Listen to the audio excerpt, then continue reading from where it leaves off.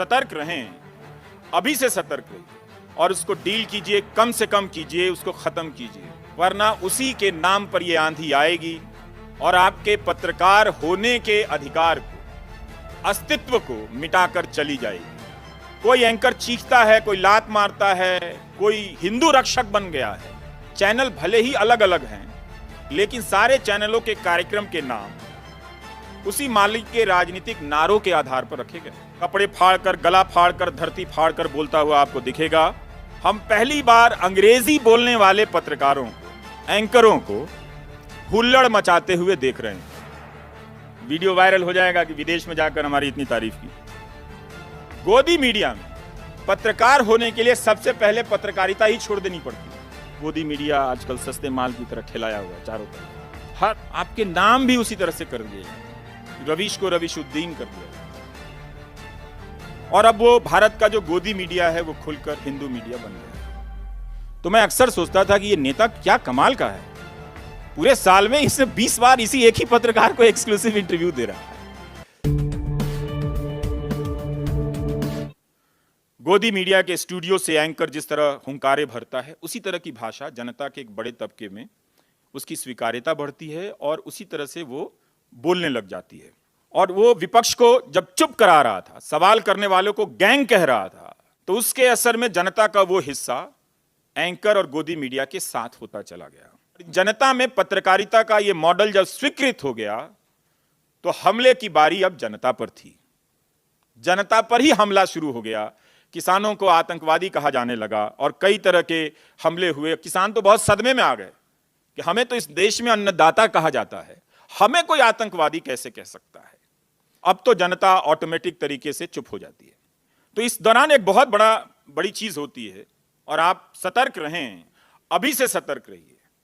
अपने कॉन्ट्राडिक्शंस, अपने कॉम्प्रोमाइजेस को लेकर अलर्ट रहिए और उसको डील कीजिए, कम से कम कीजिए, उसको खत्म कीजिए, वरना उसी के नाम पर यह आंधी आएगी और आपके पत्रकार होने के अधिकार को, अस्तित्व को मिटाकर चली जाएगी।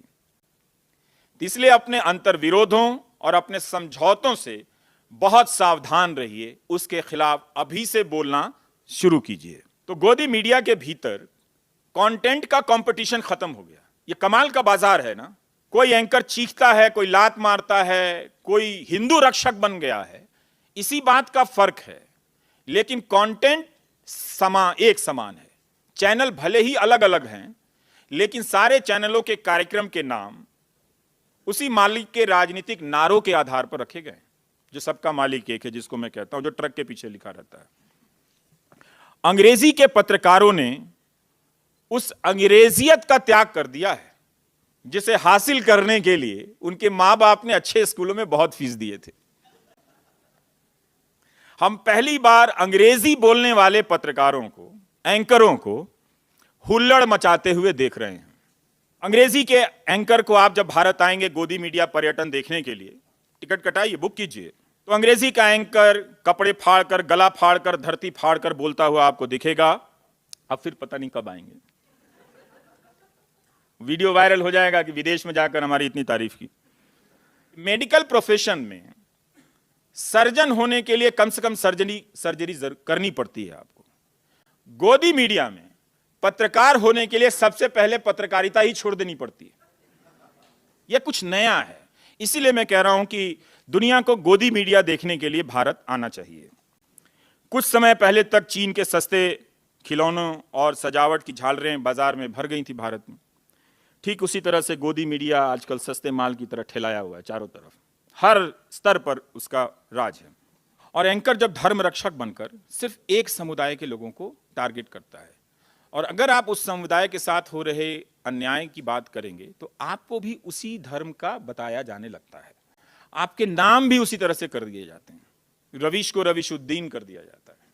पहले अल्पसंख्यकों के बीच असुरक्षा पैदा की गई, अब बहुसंख्यकों से कहा जा रहा है कि आप खतरे में हैं। मैं गोदी मीडिया के एक एंकर को ही कोट कर रहा हूं। 2014 में प्रधानमंत्री मोदी के प्रचार के लिए जिस स्लोगन का इस्तेमाल हुआ, उसके नाम पर उसका कार्यक्रम है, और उस एंकर का नाम भी शांति के पर्याय के रूप में है। उसके नाम का एक मतलब शांति भी है। और वो अपने कार्यक्रम में कहता है, और मैं कोट करता हूं, कि हां हिंदू खतरे में है, हिंदुस्तान में हिंदू खतरे में है। यह कोई मजाक नहीं है, वो कह रहा है, कड़वा सच है।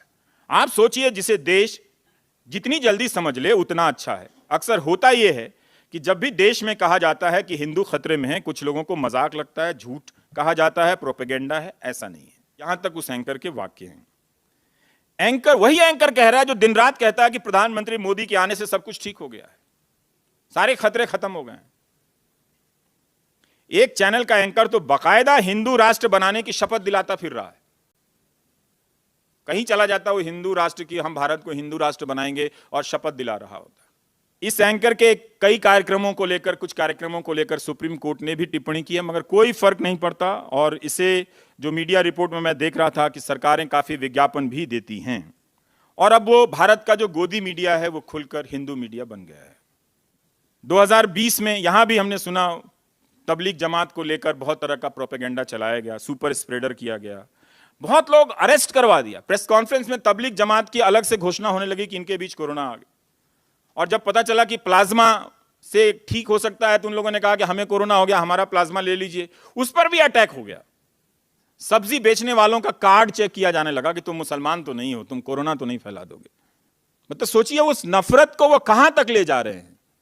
लेकिन भारत की पत्रकारिता में गिरावट 2014 के पहले से आने लगी थी, जब लोगों ने सवाल पूछने के बजाय दोस्ताना इंटरव्यू शुरू कर दिए थे, जिनमें सूचनाएं नहीं थी। एक ही आदमी का कई पत्रकार हुए जो साल में 20 बार इंटरव्यू करते थे, और वो भी एक्सक्लूसिव।